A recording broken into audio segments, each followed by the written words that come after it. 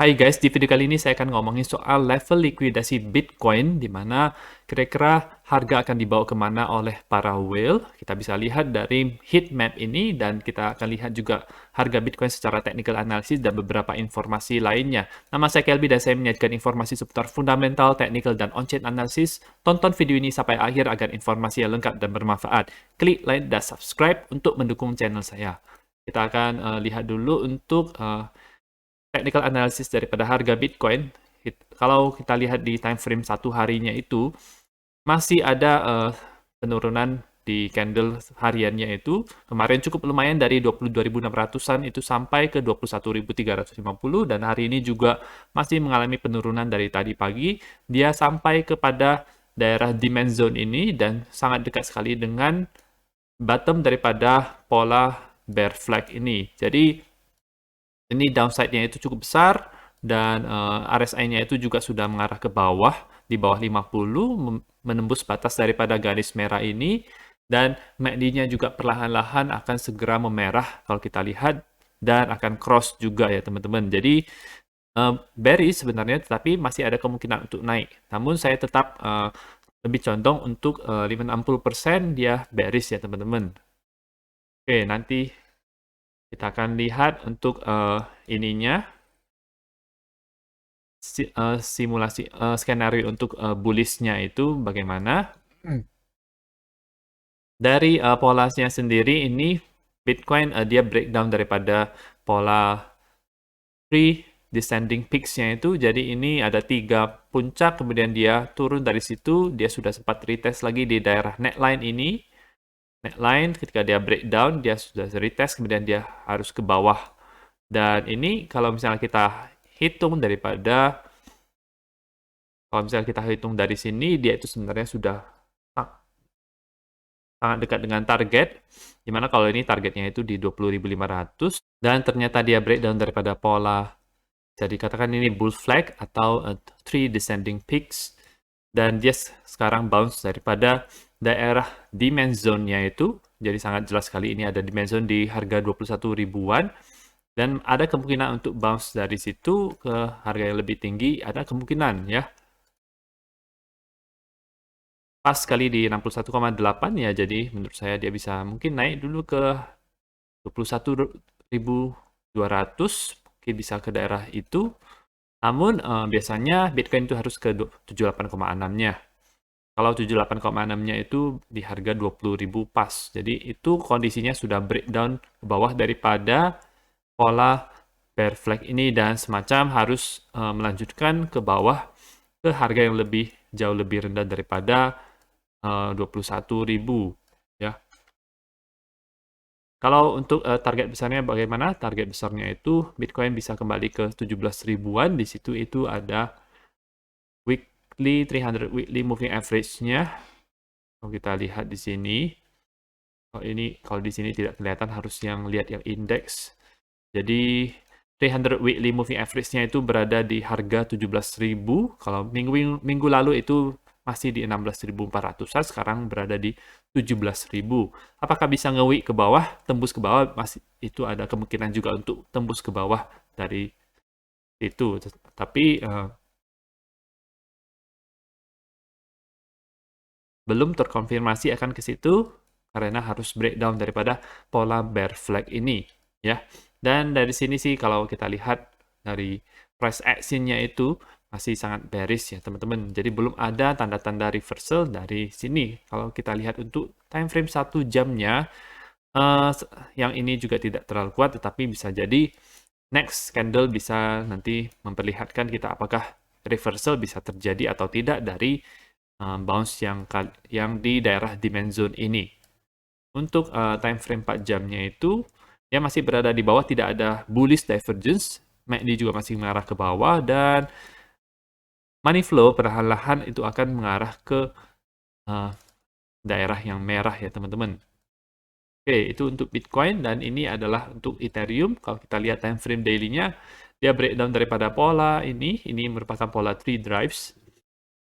Jadi ada 3 puncak. Ini kebetulan ada 4 puncak, ada 3 rupanya, 1, 2, 3. Ini dimana situasinya itu adalah RSI-nya itu menurun, jadi ini adalah bearish divergence di 3 titik, 3 drives, kemudian dia sempat naik ke atas ke daerah yang lebih tinggi daripada sebelumnya, tapi rupanya close-nya di bawah daripada top yang ada di sini. Habis itu dia breakdown daripada pola dari neckline di sekitar sini, sekitar 1477, sekarang di harga 1422. Menurut saya dia sangat mungkin untuk meretest ke daerah 1272. Habis itu kita akan lihat next dia akan kemana. Ada demand zone di sini. Demand zone jadi daerah di mana dia bisa bounce dari situ, itu di harga 1340. Ya, itu adalah target-targetnya. Kalau misalnya dia breakdown ke bawah dan masuk lagi ke pola ini, maka mungkin dia harus meretest di daerah harga 1000 lagi untuk Ethereum. Dari RSI sama seperti Bitcoin, dari ini bearish semua, masih dalam trend bearish untuk jangka pendek. Jadi ya, kita akan lihat Bitcoin apakah dia bisa naik sehingga bisa menaikkan altcoin ya. Untuk Bitcoin dominance untuk hari ini kemarin dia ada kenaikan sedikit, ada kuning, dan kemungkinan ini adalah W pattern, jadi bisa naik sampai ke 43,58%, dan kalau play out maka dia bisa naik sampai ke 45,3% ya. Jadi altcoin akan sangat melemah terhadap Bitcoin, dan ditandai dengan melemahnya Ethereum terhadap Bitcoin. Di sini kelihatan jelas bahwa dia gagal breakout daripada garis merah ini, yang merupakan garis resistance yang cukup penting karena dia menopang harga Ethereum Bitcoin dalam waktu yang cukup lama sejak tahun 2021. Jadi gagal, sempat naik ke atas, tapi rupanya tidak berhasil close 2 hari. Ternyata di hari setelahnya itu dia langsung turun ke bawah dan berada di bawah garis merah ini ya. Jadi sekarang sih secara jangka pendek dia bearish, Ethereum akan turun lebih banyak dibandingkan dengan Bitcoin ya. Jadi ini kemungkinan besar semacam permainan daripada whale saja untuk menjebak orang-orang yang melong Ethereum khususnya, karena Ethereum tiba-tiba naik dengan secara cukup drastis 60% dari harga 1000 ya. Jadi dari $1000 sampai ke $1600. Itu orang pikir sudah bullish, tetapi rupanya ini adalah permainan whale untuk menjebak orang-orang yang ngelong dan mereka dilikuidasi atas penurunan harga ini.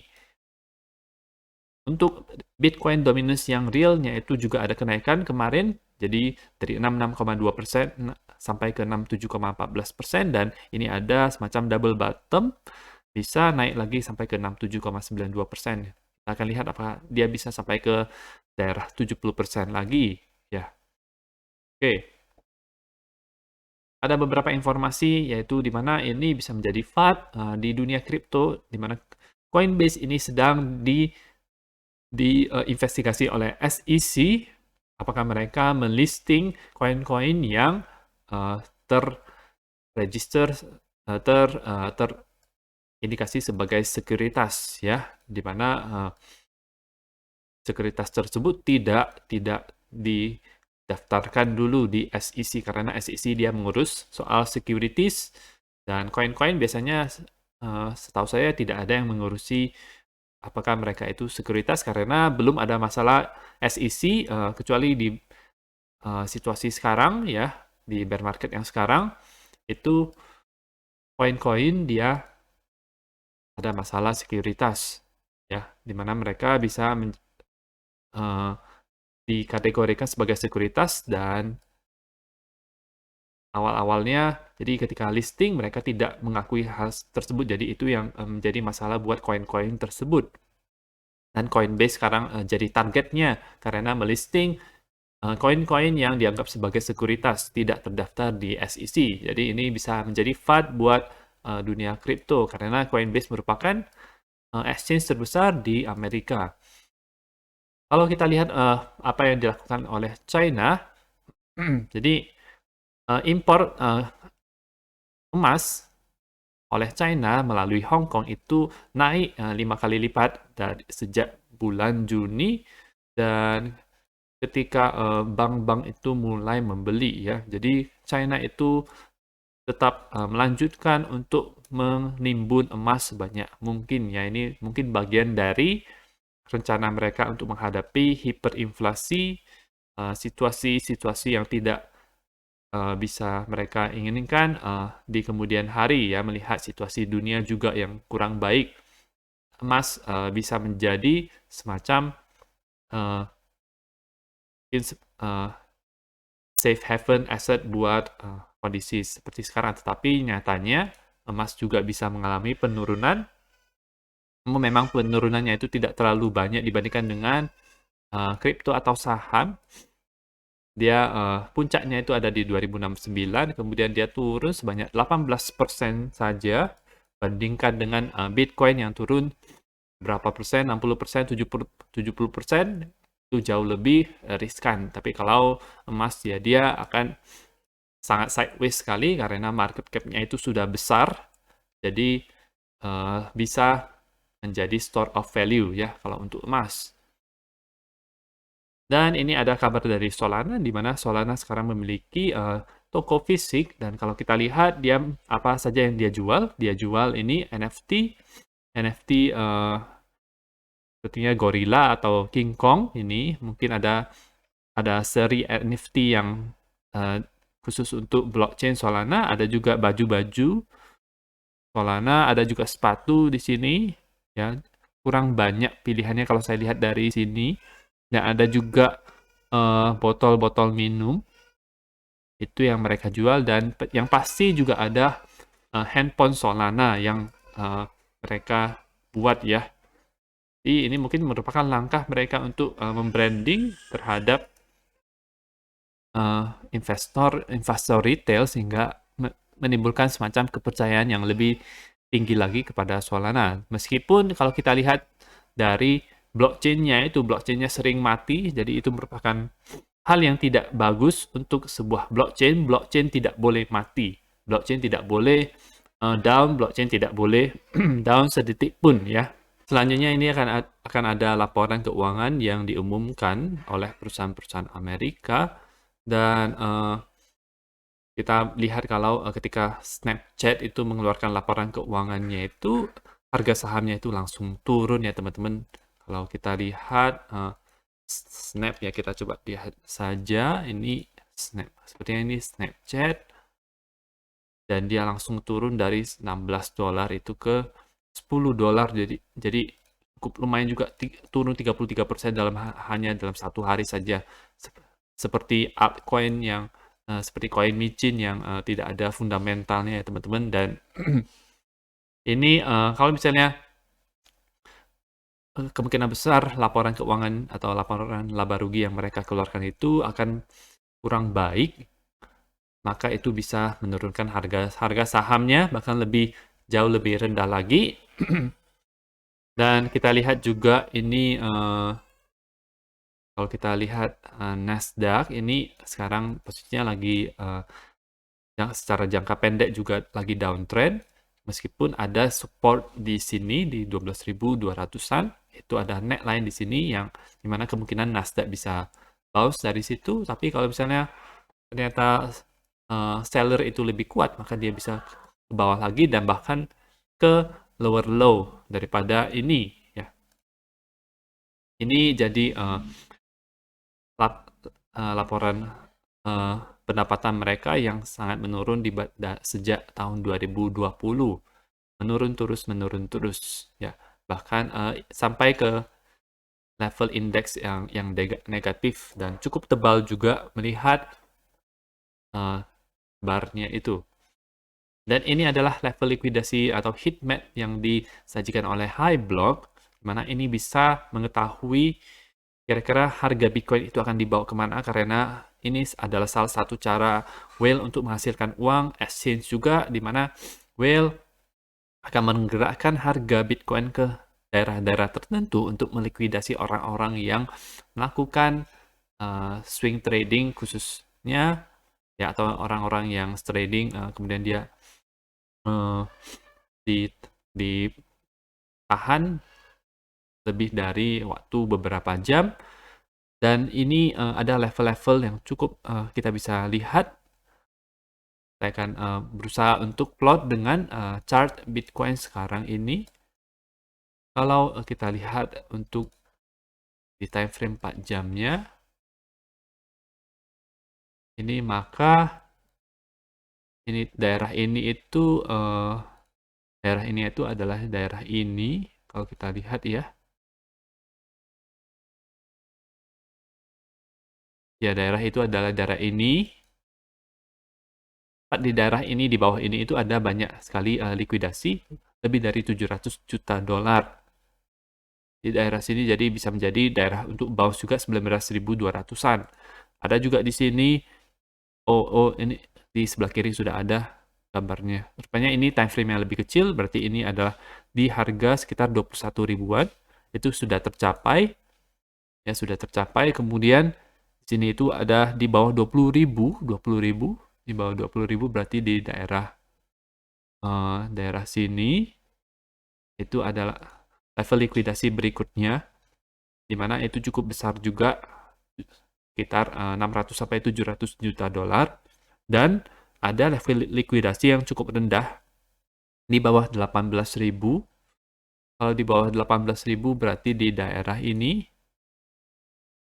di sini itu bisa menjadi daerah target harga Bitcoin selanjutnya. Dia akan mengarah ke situ, itu karena whale itu menargetkan ke sini misalnya, dan sejalan juga dengan apa yang akan diumumkan oleh hari Rabu nanti, besok itu Federal Reserve itu akan mengumumkan kenaikan suku bunga lagi, kemungkinan besar 75 basis point, kemungkinan kecil 100 basis point ya. Jadi daerah-daerah sini adalah daerah-daerah yang perlu kita pantau untuk selanjutnya. Kalau di atasnya bagaimana? Di atasnya itu ada di daerah 24.000. Berarti di daerah sini 24.000. Kemudian di atas 26.000. 26.000 berarti di daerah sini. Jadi teman-teman bisa catat ini target-target daripada level likuidasinya itu ya. Dan itu saja untuk informasi pada hari ini. Semoga informasi yang bermanfaat. Kita akan lihat, pantau apakah harga akan dibawa ke daerah-daerah ini. Nah, dukung channel saya dengan mengklik like dan subscribe, dan nantikan video saya selanjutnya.